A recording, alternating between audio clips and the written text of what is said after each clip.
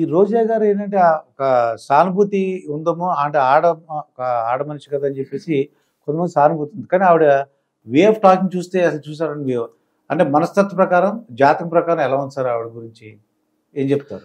రోజా గారు జాతకం ఒరిజినల్ జాతకం ఆమె ఇచ్చారు నాకు ఒకసారి. నేను రోజా గారు రచ్చబండ చేశాను కొన్ని ఎపిసోడ్. అందులో నేను సైకాలజిస్ట్ ఉండాను. సో మీరు చెప్తే నా ఆశ్చర్యపోతారు. చాలా ఫ్రెండ్లీగా ఉంటుంది, very friendly, very natural. Camera ముందు అగ్రెసివ్ గా ఉంటుంది, చాలా కోపంగా. అవును సార్, ఆమె ఉన్న ఫీల్డ్ అట్లాంటిది. అవునా, ఇప్పుడు మీరు యాంకర్ రోల్ ప్లే చేస్తున్నారు, సాఫ్ట్ గా ఉంటారు, సౌమ్యంగా ఉంటారు. రోడ్డు మీద వెళ్ళినప్పుడు ఎవడన్నా ట్రాఫిక్ లో అడ్డొచ్చారు అనుకోండి, అక్కడ కూడా నాన్న అని చెప్పి రామకృష్ణ పరమహంస లాగా మీరు ఫిలాసఫీ చెప్పరు కదా, అప్పుడు నాలుగు బూతులు వస్తాయి, తిడతారు. అది వేరే విషయం. ఉన్న సిచ్యువేషన్ అది.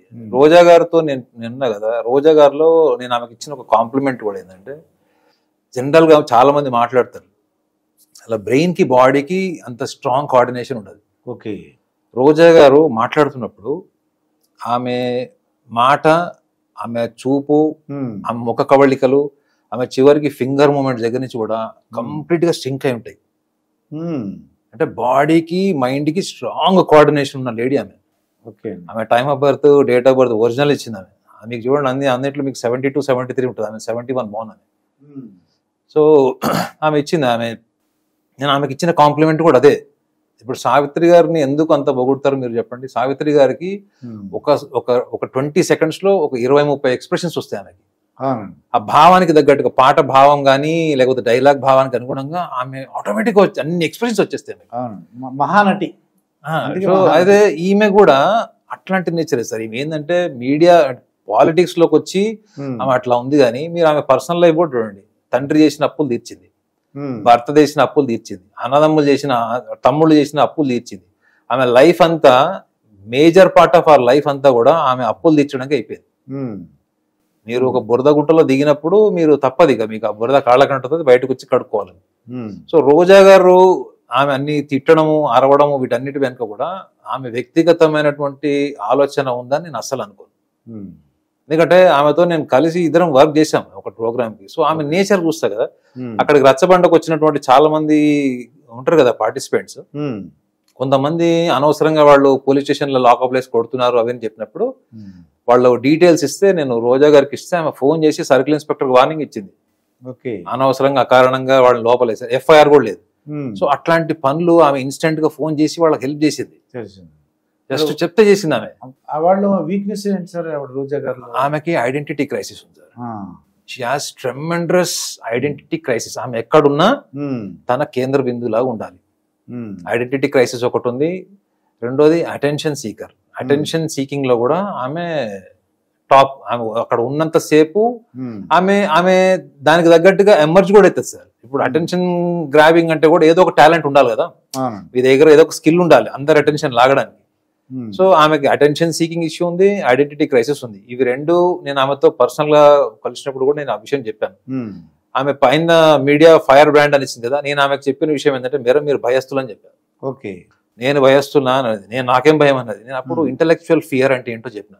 మీకు కాన్సిక్వెన్సెస్ తెలియనప్పుడు ఉండే బోల్డ్నెస్ కాన్సిక్వెన్సెస్ తెలిసినప్పుడు మీకు ఉండదు మేడం అని చెప్పిన. మీరు ఏదైతే ఒక ఫీల్డ్ లోకి వెళ్ళిపోయారో దూసుకుంటూ, రేపు ఇది జరుగుతుంది, రేపు రిపర్కేషన్స్ అన్నప్పుడు మీరు ఇంత బోల్డ్గా ఉంటారంటే ఆమె హానెస్ట్ గా చెప్పింది. ఆ విషయంలో ఐ డు యాక్సెప్ట్ అని చెప్పింది ఆమె. మీరు ఆమె ఏంటంటే ఆమె మీతో ఏం మాట్లాడినా స్ట్రైట్ గా మాట్లాడుతుంది సార్. మన ఇండియన్ సొసైటీలో అసర్టివ్ ఉమెన్ కి రెస్పెక్ట్ ఉండదు. అంటే ఈ మాట్లాడి సార్ నువ్వు మగాడు అయితే అది ఎవరు ఇచ్చింటారో స్క్రిప్ట్ మీరు యాజ్ జర్నలిస్ట్ చెప్పండి. ఓకే, అదంటారా? ఎక్కడ పైనుంచి వచ్చి ఉంటది సార్. ఇప్పుడు 100% ఆమెని అట్లా అనుకుంటే మీరు చంద్రబాబు నాయుడు గారు ఆమె టీడీపీలో ఉన్నప్పుడు చూడండి, వీడియోస్ ఉంటాయి మీకు ఇప్పుడు కూడా. ఆయన పక్కన నుంచున్నారు, ఈమెమో కాంగ్రెస్ పార్టీ వైఎస్ రాజశేఖర రెడ్డిని వాళ్ళని విపరీతంగా విమర్శించింది. మరి దాన్ని కూడా మీరు తప్పు పట్టాలి కదా. అట్లా అంటే ఆమె దేనికి వస్తుంది అన్నది అందరూ అన్ని రకాలుగా ఆమెని ఉపయోగించుకున్నారు. కానీ ఆమెకంటే ఒక వ్యక్తిత్వం ఉంటది కదా సార్, అనే కదా. ఇప్పుడు ప్రభుదేవ ఉన్నాడు, ప్రభుదేవ మంచి choreographer, actor, director. First marriage love marriage, divorce అయింది. సెకండ్ మ్యారేజ్ డేట్ ఫిక్స్ అయ్యి కూడా నయనతారతో బ్రేక్ అయింది. ఆయన అంత పొటెన్షియల్ డాన్సర్, ఇండియాలో నెంబర్ 1 డాన్సర్ అతను.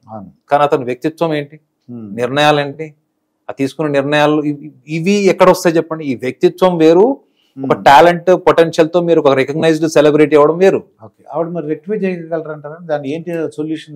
ఆమెకున్న స్ట్రెంగ్త్ ఏంటి తెలుసా సార్? ఆమె ఎక్కడుంటే అక్కడ 10 మందికి పనికొచ్చేలాగా ఉంటుంది. ఆమె చుట్టూ అందరు ఊరికే ఉండరు సార్. ఆమెకున్న ఇన్ఫ్లుయెన్స్, ఆమెకు 10 మంది తెలుసు అనుకోండి, మీకు ఈ ప్రాబ్లం ఉంది, ఫలానా వ్యక్తికి ఫోన్ చేయాలి, చేస్తా అంటే ఆమె ఇమీడియట్ గా చేసేస్తుంది. ఆమె ఏం ఎక్స్పెక్ట్ చేస్తుంది అంటే అవతల వాళ్ళని ఒబీడియంట్ ఉండాలని ఎక్స్పెక్ట్ చేస్తుంది. అది జరగదు. ఎవరైనా ఎందుకు ఒబీడియంట్ ఉంటారు సార్? ఎవరు అవకాశాలు వాళ్ళకి దక్కుంటారు. సో నేను ఆమెతో కూడా చెప్పిన విషయాలు మీద చెప్తున్నాను. మేడం, మీరు ఎక్కువగా ఆలోచించకుండా మాట్లాడకండి, విని పూర్తిగా సహనత. ఆమె నా వల్ల కాదని చెప్పింది. అవతల వాడు ఒక మాట అన్నాడు అంటే నాకు ఇక్కడ నుంచి ఆన్సర్ రెడీ అయిపోతుంది. అందులో ఇక వెటకారంలో ఇక అసలు ఆమె పిహెచ్డి, సర్కాజంలో పిహెచ్డి ఆమె. సో నేను ఆమెతో చెప్పిన విషయాలు చెప్తున్నాను, నేను ఆమెతో షేర్ చేసుకున్న విషయాలు ఉన్న షార్ట్ టైంలో మేము మాట్లాడుకున్నప్పుడు నేను కూడా చెప్పాను, నా ప్రొఫెషన్ ఇది ఇట్లా ఇట్లా అని చెప్పాను. But she like dead all that. ఆమె సజెషన్స్ అన్ని వినిది కూడా. సో ఆమె పర్సనల్ లైఫ్ లో కూడా ఆమె ఏంటి అంటే, ఇప్పుడు రేపు పొద్దున ఆమె కొత్తగా పాలిటిక్స్ లోకి వచ్చిన మళ్ళీ అంటే కొత్తగా మళ్ళీ ఆమె నెక్స్ట్ పబ్లిక్ లోకి వచ్చి మూవ్ అయినా కానీ ఆమె ఫాలో అవ్వాల్సిన వాళ్ళు ఇవే. ఈ బూతు పురాణము ఇవన్నీ దేనికి పనికిరావు. ఇప్పుడు రేపు పొద్దున జగన్మోహన్ రెడ్డి గారు చెప్తారు ఏమని, రోజా ఎవరిని తిట్టద్దు, లొకేషన్ తిట్టద్దు, బాబుని తిట్టద్దు, ఇటు పవన్ తిట్టద్దు అని చెప్తారు. అప్పుడు ఆమె పరిస్థితి ఏం చెప్పండి? ఆమెనే డిఫెన్స్ లో పడిపోతుంది. ఇన్ని రోజులు ఆమె ఒక పర్సనాలిటీ క్రియేట్ చేసి ఆ పర్సనాలిటీని వదిలేరు 5 ఏళ్ళు. ఇప్పుడు వద్దన్నారు. ఇప్పుడు ఒక సినిమాలో మీరు ఒక డాక్టర్ సార్, ఇంకో సినిమాలో మీరు లాయర్ ఉంటారు. ఈ డాక్టర్ పర్సనాలిటీ పోయినట్టే కదా మూవీతోని. ఇప్పుడు రోజా గారి పరిస్థితి అదే. నేను ఆమెకు చెప్పాను కూడా, ఆమెకి జగన్మోహన్ రెడ్డి గారి అభిమానులు ఏమన్నా తప్పుగా అర్థం చేసుకుంటారు కానీ నేను చెప్పాను, మేడం మీరు కరివేపాకు లాగేతారని చెప్పాను. అనవసరంగా మీరు అట్లా అంత అగ్రెసివ్ కాకండి, అంత రిలయబుల్ కాదు, జాగ్రత్తగా ఉంటాయండి అని కూడా చెప్పాను. ఆమె అప్పట్లో నాకు హోమ్ మినిస్ట్రీ ఇచ్చే ఛాన్స్ ఉందన్న ఆలోచనతో కూడా ఉండాను. ఆమె అప్పటికే ఎమ్మెల్యే కదా, అప్పుడు రచ్చబడిన టైంలో ఆమె ఎమ్మెల్యే. సో ఆమె ఇమాజినేషన్ ఏమంటే ఆమె నమ్మకం కలిగించారు. ఐఐసి చైర్మన్ గా కూడా ఉందండి అప్పటికి. ఇండస్ట్రియల్ డెవలప్మెంట్ ఇండస్ట్రియల్ కార్పొరేషన్ ఉంది, దానికి చైర్మన్ గా ఉన్నారు అనమాట అప్పుడు. ఇప్పుడు ఏంటంటే తను ఎందుకు ఓడిపోయింది చెప్పిందండి. ఏంటంటే పెద్దిరెడ్డి రామచంద్ర గారు అనుచరులు కానీ లేకపోతే ఆ వైసీపీ వాళ్ళే తను ఓడించారని చెప్పింది సార్. నేను ఇందాక చెప్పా కదా, మన భారతదేశంలో రూడ్గా మాట్లాడేవాళ్ళు, కఠినంగా మాట్లాడేవాళ్ళు, మొహం మీద నిర్ణయాలు చెప్పేవాళ్ళు, మ్యాటర్ స్ట్రైట్ గా పాయింట్కి వచ్చేవాళ్ళు ఎవ్వడికి నచ్చారు సార్. ఆడవాళ్ళు నచ్చరు, మగవాళ్ళు నచ్చరు. సూటిగా మీకు మంచిగా షుగర్ కోటింగ్ వేసి అయ్యా అప్ప అని మాట్లాడితే అందరూ ఓకే ఓకే అని మాట్లాడతారు. ఆ మొహం మీద చెప్పేస్తుంది కదా, ఆ మొహం మీద చెప్తుంది ఏం మాట్లాడినా. ఆమె బేసిక్ నేచర్ సార్ అది. ఆమె రియాక్షనే ఆమె బేసిక్ నేచర్. ఇప్పుడు ఎక్కడ ఉందో కనపట్లేదు నాకైతే. ఇప్పుడు నేను సింపుల్ ఎగ్జాంపుల్ చెప్తాను sir, common sense. Dilsukh Nagar లో సాయిబాబా టెంపుల్ ముందు మా రిలేటివ్స్ ఎవరు ఆటో ఎక్కడానికి వెళ్ళారు. వెళ్తే అక్కడ ఆటో డ్రైవర్ చెప్పాడట, అమ్మ ఇక్కడ ఎక్కకండి, ఆ ముందర బస్ డిపో దగ్గరికి వెళ్ళి ఎక్కమని చెప్పాడంట. ఎందుకు అంటే అక్కడంతా కూడా వీధి వ్యభిచారం నడుస్తుంది. ఇప్పుడు కూడా మీకు కనిపిస్తాయి రోడ్డు మీద. పక్కనే పోలీస్ స్టేషన్ ఉంటుంది. విచిత్రం ఏంటంటే అంటే ఈ ఏరియా ఎలాంటిదండి, అదే మీరు కాస్త ముందుకెళ్ళి బస్ డిపో దగ్గరికి వెళ్తే అక్కడ ఆడవాళ్ళని ఆటో వాళ్ళు చూసే విధానం వేరు, ఇది వేరు. సో ఈ ఎన్విరాన్మెంట్ లో మిమ్మల్ని మీరు ఉన్నప్పుడు మీరు మంచి వాళ్ళు అయినా మిమ్మల్ని ఎలా చూస్తున్నారు చెప్పండి. మళ్ళీ అలాగే చూస్తారు కదండి, వ్యభిచారం చూస్తారు. అంటే అంతే. అంటే ఇప్పుడు మీరు ఎటువంటి పొలిటికల్ ఎన్విరాన్మెంట్ లో ఉన్నారు, మీకు ఎటువంటి టాస్క్లు ఇచ్చారు, మిమ్మల్ని ఎట్లా మేకప్ చేశారు, వీటన్నిటిలో రోజా గారు చూసుకునేది ఏంటి ఉండదే షార్ట్ టైం.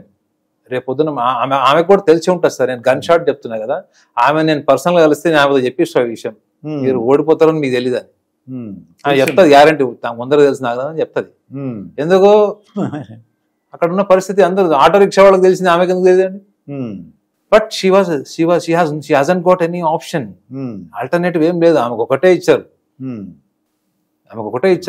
ఆమెకు ఒక ఫైర్ బ్రాండ్ అని పెట్టారు. ఆమె వాటర్ ఎట్లా వస్తుందో ఫైర్ లో. ఒకవేళ ఆమె ఇండిపెండెంట్ అయిపోయింది అనుకోండి, మళ్ళీ next time back stabbing politics ఉంటాయి, సీట్ ఇవ్వకపోవడం ఇట్లాంటివన్నీ జరుగుతుంది. వాళ్ళు ఆ స్టేజ్కి వెళ్ళిన తర్వాత అవమానంగా భావిస్తారు సార్. నెక్స్ట్ టైం మనకు సీట్ ఇవ్వకపోయినా ఓడిపోతుంది వేరే విషయం సార్, గెలిపోవటం తీసుకుంటారు. అని నీకు సీట్ ఇవ్వకపోతే పాలిటిక్స్ లో చాలా ఇన్సల్టింగ్ గా ఫీల్ అవుతారు. నేను ఏం చేశానో నాను, ఎందుకంటే ఆమె ఎక్కడ పోలేదు. ఇంకా ఆమె ఒక లెవెల్ కి రైజ్ అయినప్పుడు ఒకవేళ జగన్మోహన్ రెడ్డి గారు ఇట్లా మారింది, చిరంజీవి కూడా భజన చేస్తుంది, పవన్ కళ్యాణ్ తిట్టట్లేదు కాబట్టి నా మాట వినట్లేదు కాబట్టి ఈమెకు నేను ఎందుకు ఫేవర్ చేయాలి అనే నిర్ణయానికి వస్తాడేమో అనే భయం ఆమెకు ఉండదా చెప్పండి.